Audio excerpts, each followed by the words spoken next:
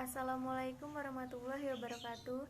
Izin memperkenalkan diri, kami dari kelompok 9 yang beranggotakan Mika Syafira, Syahrani Aisyah, dan Winda Jayanti. Di sini kami akan mempresentasikan tentang sistem informasi. Yang pertama, mengenai pengertian dan komponen-komponen sistem informasi akan dibacakan oleh Mika Syafira.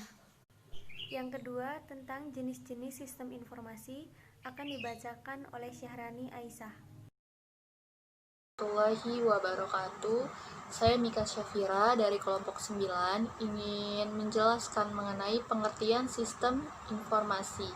Sistem informasi merupakan sekumpulan hardware, software, brandware, prosedur, dan aturan yang diorganisasikan secara integral untuk mengolah data menjadi informasi yang bermanfaat guna memecahkan masalah dan pengambilan keputusan. Komponen sistem.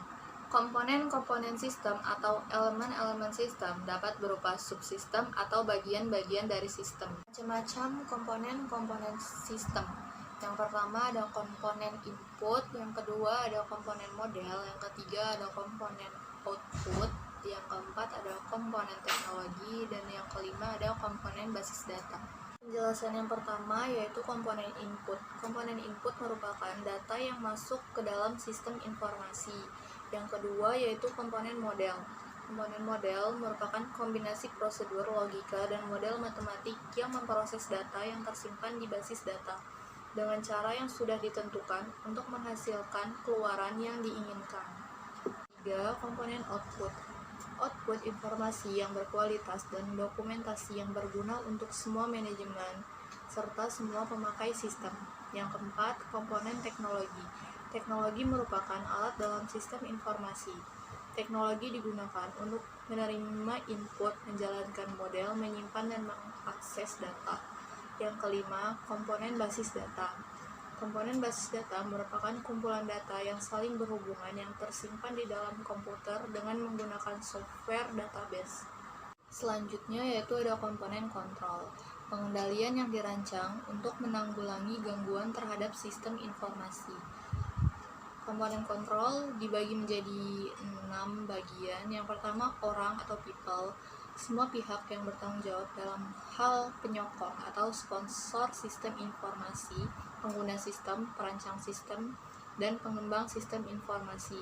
Yang kedua, aktivitas, yaitu sekumpulan aturan atau tahapan-tahapan untuk membuat, memakai, memproses, dan mengolah sistem informasi, ataupun hasil keluaran dari sistem-sistem tersebut.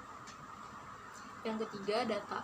Secara konseptual, data adalah deskripsi tentang benda, kejadian, aktivitas, dan transaksi yang tidak mempunyai makna dan tidak berpengaruh langsung secara kepada pemakainya, atau disebut juga sebagai sekumpulan fakta mentah dalam isolasi. Yang keempat, yaitu perangkat keras atau hardware. Mencakup piranti-piranti fisik seperti komputer, printer, monitor, hard disk, dan lain-lain. Yang kelima yaitu perangkat lunak atau software, sekumpulan instruksi-instruksi atau perintah-perintah yang memungkinkan perangkat keras bisa digunakan untuk memproses data, atau sering disebut sebagai program. Yang keenam yaitu jaringan atau network, yaitu sistem penghubung yang memungkinkan suatu sumber dipakai secara bersama-sama, baik pada waktu dan tempat bersamaan ataupun berbeda. Assalamualaikum warahmatullahi wabarakatuh. Perkenalkan, nama saya Syahrani Aisyah. Di sini saya akan menjelaskan tentang jenis-jenis sistem informasi. Yang pertama ada objektif.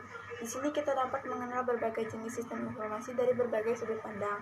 Kemudian kita dapat memahami secara singkat proses jenis-jenis sistem informasi.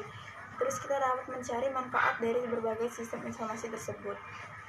Yang kedua ada cara pandang pengklasifikasi SI. Ada level organisasi, area fungsional, dan dukungan yang diterima dan arsitektur. Sistem informasi menurut level organisasi, yaitu sistem informasi departemen, sistem informasi perusahaan, dan sistem informasi antar organisasi. Sistem informasi fungsional. Sistem ini ditunjukkan untuk sekelompok orang yang berbeda pada bagian tertentu dalam perusahaan.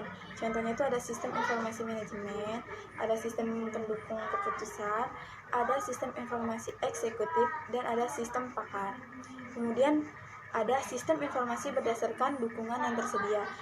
Contohnya itu sistem pemrosesan transaksi, sistem informasi manajemen, sistem otomasi perkantoran, sistem pendukung keputusan, sistem pendukung kelompok, dan sistem pendukung cerdas. Jadi dapat disimpulkan bahwa sistem informasi merupakan sebuah susunan yang terdiri atas beberapa komponen, seperti orang, aktivitas, data, perangkat lunak, dan jaringan yang terintegrasi yang berfungsi untuk mendukung dan meningkatkan operasi sehari-hari sebuah bisnis. Juga menyediakan kebutuhan informasi untuk pemecahan masalah dan pengambilan keputusan oleh manajer. Demikian presentasi dari kelompok kami akhiri. Wassalamualaikum warahmatullahi wabarakatuh.